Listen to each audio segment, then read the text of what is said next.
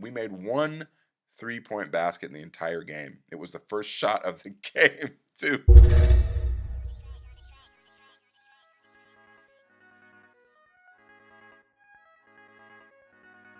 Everybody, welcome back to Garfield FANTV. This is AGK. Today we're going to talk about Garfield versus Lakeside, and then we're going to preview Garfield versus Seattle Prep. A couple things I want to talk about real quick before I get into the meat of the video. Just want to reiterate, sometimes I come off as hard on the kids, and I think part of it is because I'm coming to terms with what it means to be a basketball player in high school in 2017, which is dominated by the AAU circuit. AAU has basically taken the place of high school sports in terms of basketball specifically, because that's where the recruiters go to find the best talent. They don't even really spend a whole lot of time looking at high school because of so many restrictions. AAU is still pretty much unregulated in comparison to the NCAA and high school basketball themselves. So the influence of AAU basketball has definitely been something that I'm taking time getting used to. Now, that being said, these are really good kids, and they all are competing at a very high level in a very prestigious program for basketball, and they have a lot of pressure on them already. They don't need any extra pressure from myself. That goes with the territory of being a Garfield Bulldog. You're going to have pressure, you're going to have expectations, and you're going to have to deal with what comes with that. I don't really apologize for it, because when it was my time, I felt the same way to those expectations, and it's their time and they're going to feel them too. A couple of things I want to talk about. Give us a framework to work by. Don't mistake activity for achievement. Who said that, and why is it important? John Wooden, greatest all-time college basketball coach, coached for UCLA, won everything there was to win, coached the best players. He wrote a book called The Pyramid of Success. He says in that book, you shouldn't mistake running around, doing this, doing that, if it doesn't produce you anything. Now, why would I say that?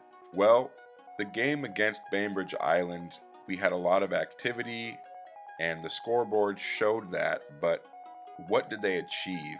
Did they take steps forward? Did they take steps back? Well, the Lakeside game was a smack in the face for this group of kids. Let's get right into it, because there was so much to unpackage here. The game, we did win, and I was so proud of how these young men played. They dealt with some serious adversity. They were on the road. They lost arguably their best player. He was ejected. He got 2 technicals. The first technical PJ Fuller got, he was kind of jawing with one of the referees. The second technical he got, which I thought was a little bit questionable, but when you're on the road and they know who you are and they're looking to gun for you, you got to kind of walk that rope.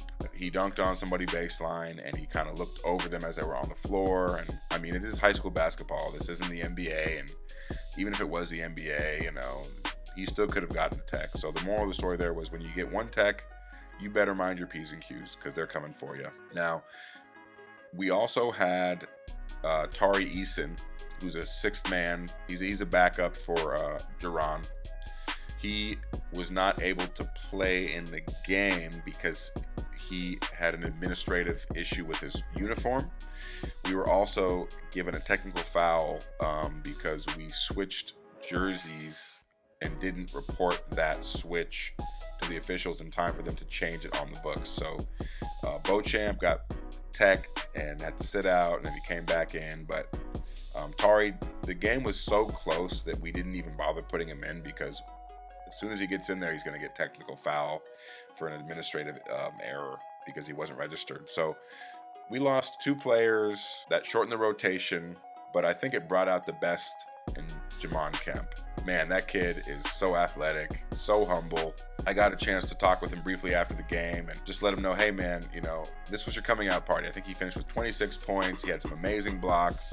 I'm going to put some links to some Northwest Baller videos. It's got some great highlights of what happened with PJ and about Jamon's breakout game. He had an amazing game. He was all over the place defensively.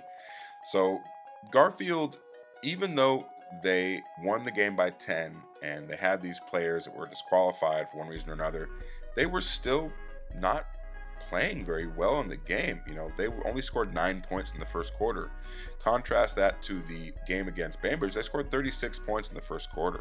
So they didn't have any of their players thrown out at that point. That was just them being outplayed and not doing the simple things well. They weren't executing. They weren't boxing people out. They weren't running their offense. There was a lot of three-point shots. We made one three-point basket in the entire game. It was the first shot of the game, too.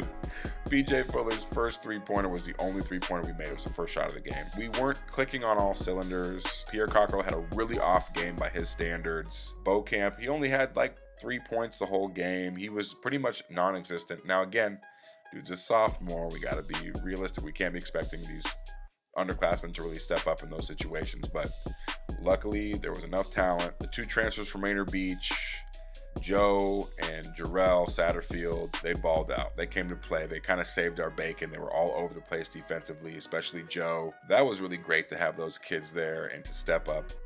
And it was really a game that they grew, I think, as a team, because they really, they had to look at themselves and say, hey, look, do we want to have a blemish on our record at this stage in the season? And I had a chance to talk with Brandon after the game, their head coach, Brandon Roy, and said, hey, look, I didn't say I have to say anything to these kids. They took it upon themselves to not want to be embarrassed and have that blemish. And, that was when they responded. This was midway through the third quarter. They went on a 14-2 run where Lakeside didn't have a field goal for about 4 or 5 minutes in the game. That was a real turning point. It was after PJ got ejected.